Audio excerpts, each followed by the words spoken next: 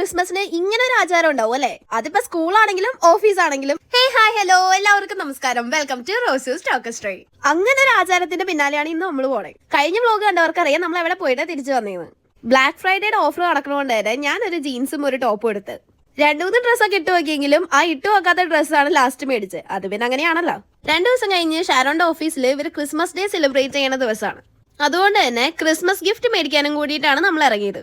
എന്ത് മേടിക്കണമെന്ന് പ്രത്യേകിച്ച് പ്ലാനിംഗ് ഒന്നും ഇല്ലാത്തതുകൊണ്ട് അവിടെ തൊട്ടടുത്തുള്ള ഒരു ഷോപ്പിൽ കയറി. പക്ഷെ അവിടെ കയറി ഇപ്പൊ നല്ല അടിപൊളി കളക്ഷനും നല്ല ബ്യൂട്ടിഫുൾ ആയിട്ടുള്ള കുറേ സാധനങ്ങളും കാണാൻ പറ്റിയായിരുന്നു. നമുക്ക് അവിടെ ചെന്ന് കഴിഞ്ഞാൽ എന്ത് മേടിക്കണമെന്നുള്ള നല്ല കൺഫ്യൂഷൻ ആയിരുന്നു. കാരണം അത്രയും അടിപൊളിയായിരുന്നു അവിടുത്തെ കളക്ഷൻസ്. ക്രിസ്മസ് ഗിഫ്റ്റിന്റെ കൂടെ ഒരു ക്യൂട്ട് ആയിട്ടുള്ള ഒരു നല്ലൊരു ക്രിസ്മസ് കാർഡും കൂടെ നോക്കിയപ്പോൾ ക്രിസ്മസ് ഫ്രണ്ടിന് ക്രിസ്മസ് ഗിഫ്റ്റ് മേടിച്ചുകൊണ്ട് കൂടെ തന്നെ ഈ ക്രിസ്മസ് ഫ്രണ്ടിനുള്ള ഒരു ക്യൂട്ട് ബോയ് ഉണ്ട്. അവന് നമ്മളൊരു കുട്ടി കാറും കൂടെ ടോയ് ആയിട്ട് മേടിച്ചായിരുന്നു. നമ്മൾ ആദ്യം ഫൈനലൈസ് ചെയ്ത ആ ഒരു ഫ്രെയിം നമ്മൾ മാറ്റിയിട്ട് പിന്നെ നമ്മൾ കണ്ട ഒരു ബ്ലാക്ക് കളർ ഫ്രെയിമാണ് നമ്മൾ മേടിച്ചത്. അത് കഴിഞ്ഞ് ചുമ്മാ തരാപ്പല്ല അതിന്റെ ഉള്ളിലുള്ള കുറെ ക്രിസ്മസ് ഡെക്കോർ ഐറ്റംസ് ഒക്കെ നമ്മൾ പരതി നോക്കി.